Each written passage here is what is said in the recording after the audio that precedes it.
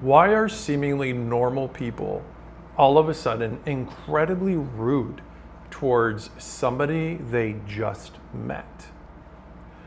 I'm not sure if this has ever happened to you, but I know it's happened to me a few times, and I've actually seen it quite a bit. And despite what you might be thinking, this has less to do with a specific person or anything that they did, and more to do with a hidden cultural norm that people don't even realize. Yes, so on this video, I'm going to teach you exactly how to spot this either in yourself, in somebody that you work with, or just some random person on the street, and how you can address this in the best way possible. So this idea is something known as power distance. Power distance, by the way, is a term that was defined by Geert Hofstede to basically signify the acceptance that a certain group or population has for accepting and understanding that they are accepting a degree of uncertainty in how they're being dealt with or respected, in other words. So maybe said differently, power distance is the degree to which people experience inequality. And it sounds a little harsh, and to some degree it is, but this has a little bit more to do with the culture and the inequality that comes as a result of that culture than inequality in terms of race or gender or national origin or any one of those things. So power distance is incredibly important in the workplace, but we see this all the time. And to give you an example, the United States, by the way, has relatively low power distance. This means that wherever you go, it's very likely that you're going to experience the same type of treatment. It doesn't matter who you are or where you come from or the job that you hold, more likely than not, you are going to experience very minimum disequilibrium with the other person. Now, of course, there are matters of race and things like that that unfortunately are true and do exist. But keep in mind, the idea of power distance that we're discussing today stems from culture, not from other things concerning diversity and inclusion.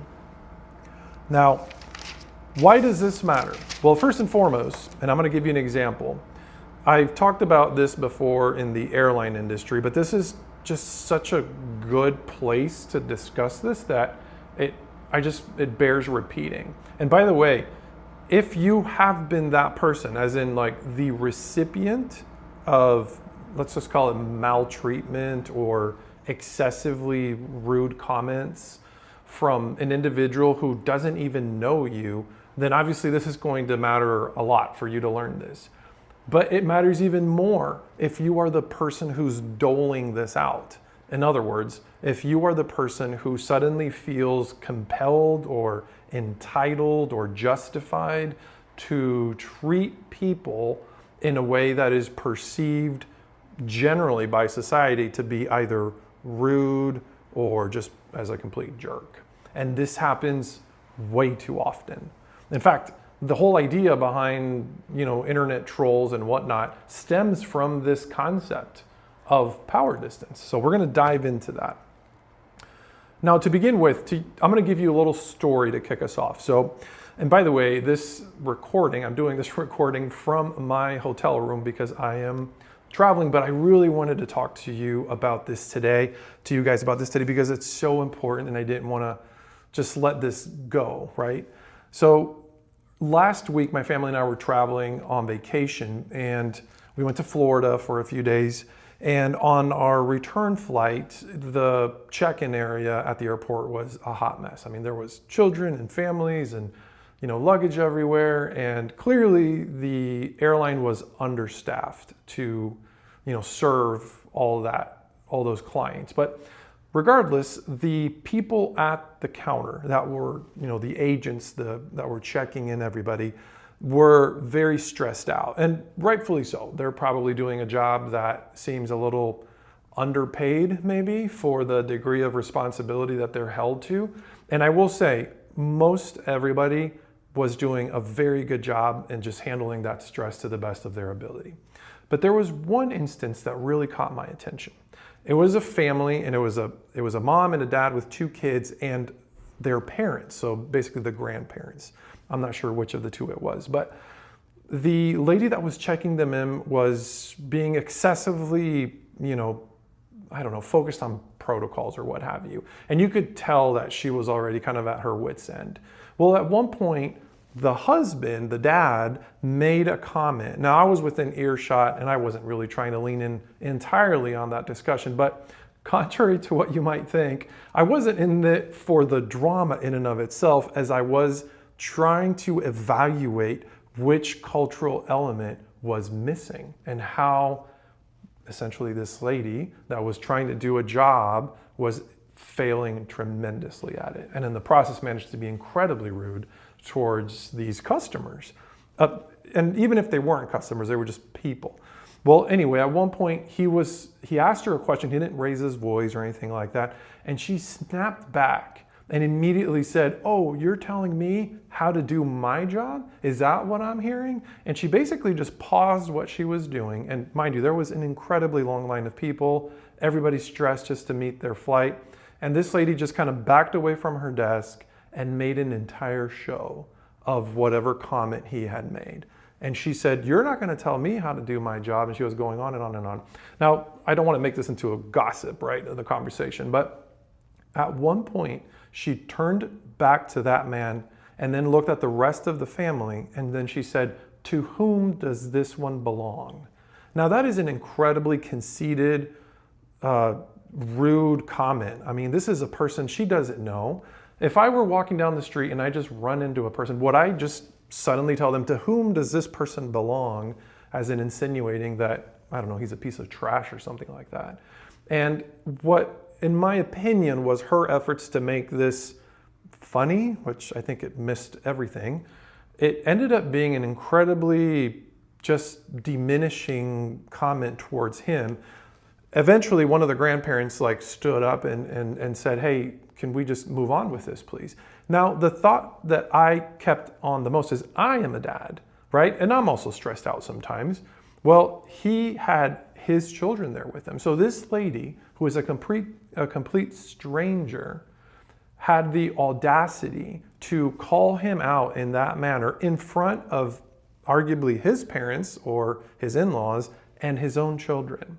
Now, credit to the man, he kept his cool, moved on with whatever she was requesting. Eventually they got their bags checked, and then they got their tickets, their boarding passes, and moved on. But that really stuck with me. And the reason why it stuck with me is this lady was oblivious to how she had come off. She could have finished her job, and in her mind, she went above and beyond the call of duty. She probably went back to her boss and said, "Oh my gosh, you have no idea how much I worked today." But in the process managed to insult this perfectly normal person, right? Now, why did this happen? So now that's kind of the story, but if we just pause for a minute and we think about what just happened there.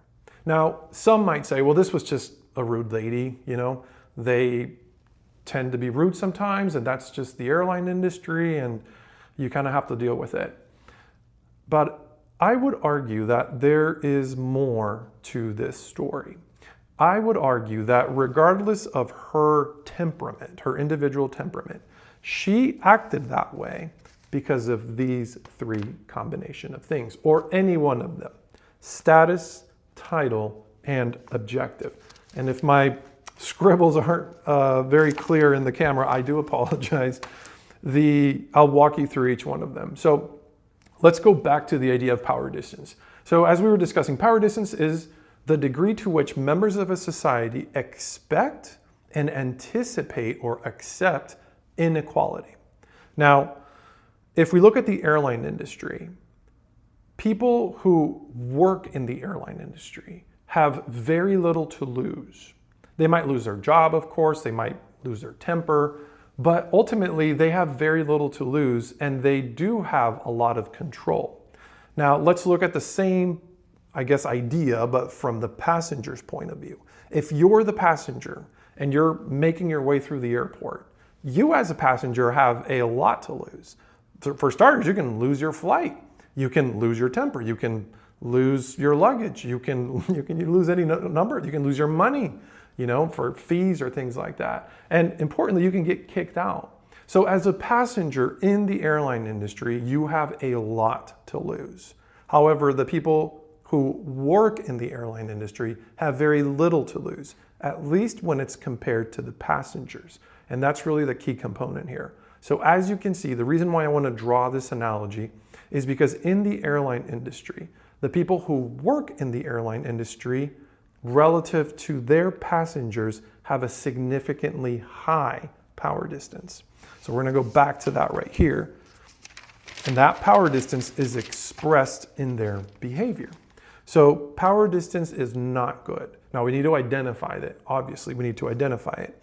But increasing power distance is not a good thing. In almost every circumstance, in almost every imaginable condition, you want to decrease power distance. I can only think of a few minor examples, like a hostage negotiation. Maybe in that instance, if you are like the negotiator, you want to increase that power distance. I don't know. I'm really not a hostage negotiator, nor do I know anything about that. And even then, I would argue you probably want to lower it anyways, because that's how you become more relatable with whoever's committing this crime. But at any rate, going back to the main topic, the reason why people act this way is because there's a natural disparity already existent in that industry. So the airline industry is just ripe with power distance. It is, if I ever go into like consulting, that would be the industry I would go in to immediately help them. Now, I will say this, for the airline industry, their main objective, like if we just, I guess, objectively look back at the industry, what is it that they want to achieve? What does the airline industry want to achieve? Aside from obviously meeting their shareholder expectations and things like that, the main objective, I would argue, is compliance. And probably not surprisingly, after 9/11, the airline industry became kind of like a lockdown, right? And as I mentioned, for good reason, because there's so much potential risk with the airline industry that they really focus a lot on compliance. That's why we see compliance from the agents that check you in, to TSA, to even the traffic officer at the arrivals area, like telling people to move it along. So all of these things are designed, all these positions and all these employees are designed to satisfy a certain objective. And I would argue that that objective is compliance, first and foremost, more than, even though airlines will say, I don't know, like I can think of United, and I do like United. They say good leads the way. Okay, granted, good leads the way. But what actually leads is compliance, because that's what they tell you. You can only bring this many luggage. You have to pay more if it weighs X amount more. You have to be here at this certain time. And by the way, I'm not trying to dish the airline industry or any airline for that matter. I'm just drawing the point that that is their objective.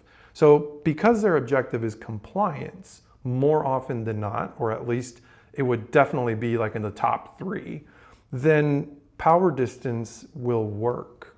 It's not a very effective strategy for other things, but it works very well in that setting. But here's the big problem.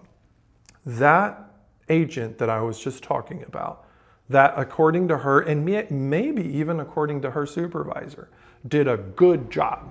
She met the expectations of whatever her job was in that moment. She did so as, in the process of doing so, she basically tarnished this poor man's reputation, his image, his peace of mind, if nothing else, all in the name of compliance.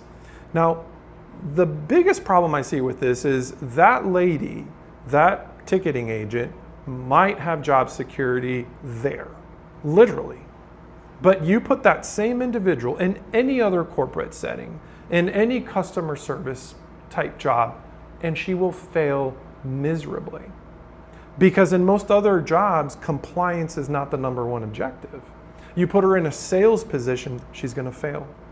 So The issue with acting this way, by the way, is that when people are assigned their power as a result of status or title, you really just limit yourself to an incredibly small, population of jobs or industries that you can work in where you're going to be successful.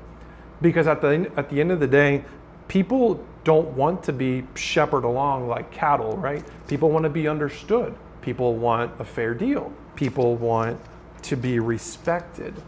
And that's going to be a big topic here, and probably my next comment here is respect follows parity.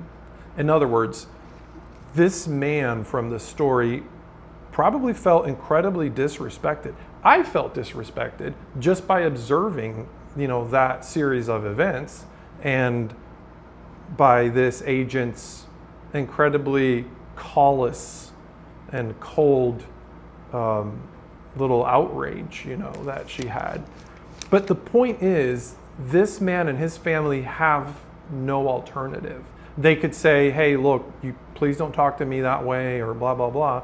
But I think everybody would agree that lady with her temperament would have escalated that further.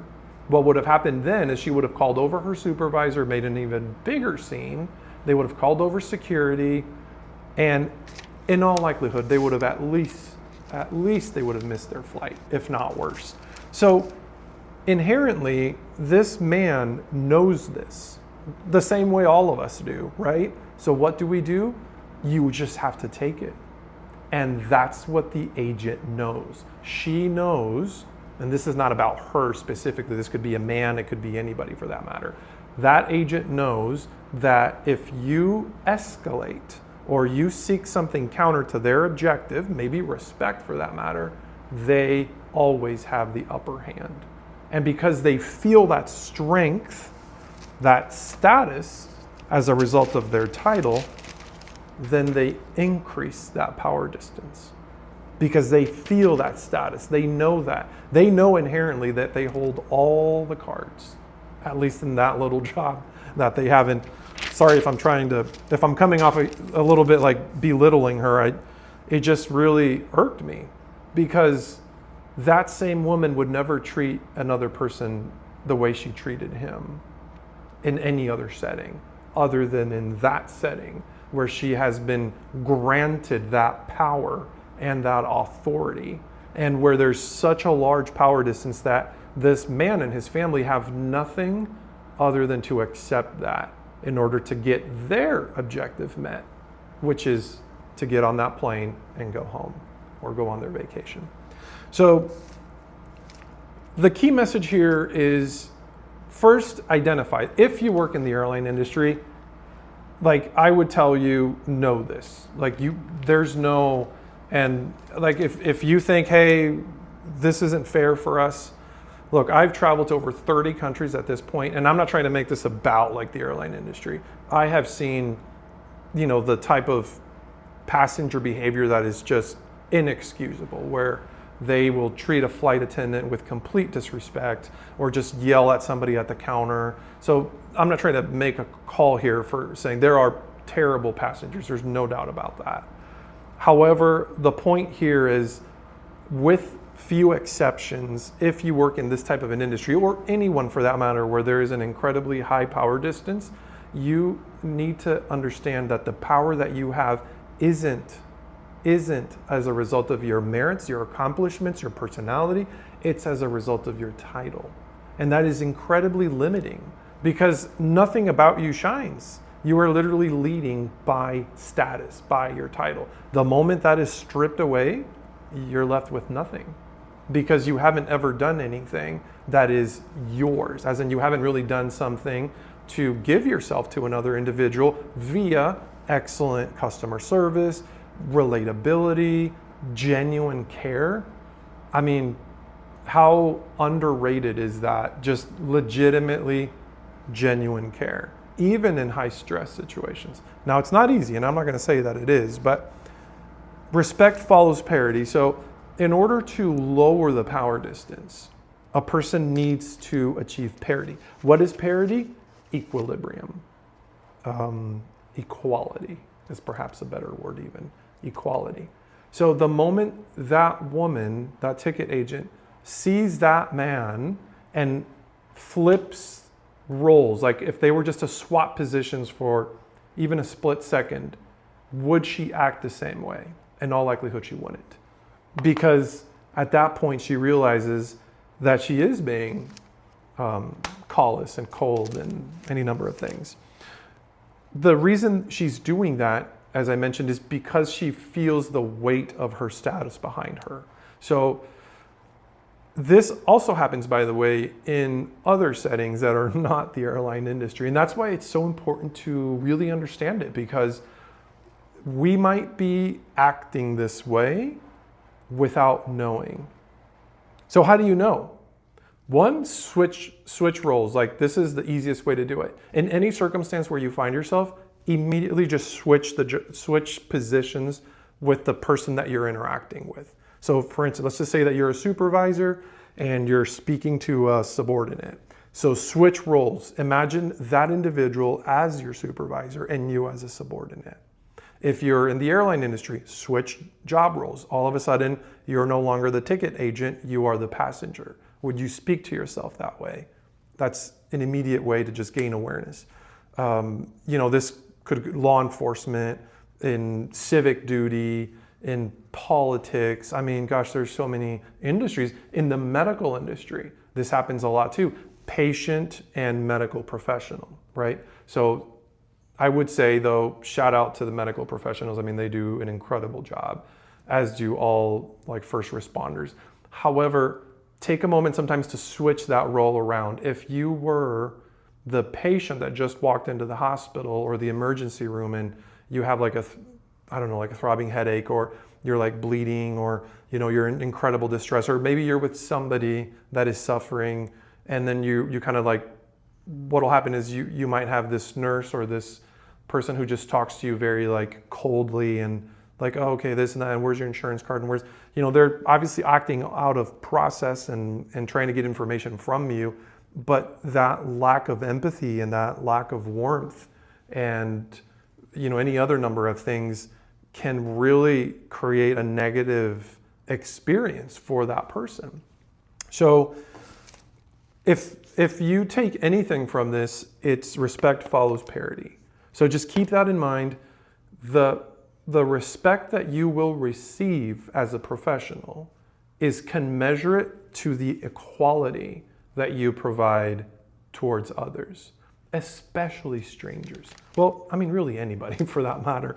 But this is why it's incredibly important to understand power distance. And in other videos, I go a little bit deeper into some of the aspects of power distance. I will do a further video, more comprehensive around power distance and how you can identify it and ways that you can reduce it. Because also, the moment you reduce power distance, your options just multiply. You have so many more options available to you because you've achieved parity, relatability, confidence, trust. All those things are extended when power distance is reduced. And that has to weigh the way that you lead in any circumstance. All right, guys, I'll catch you next one.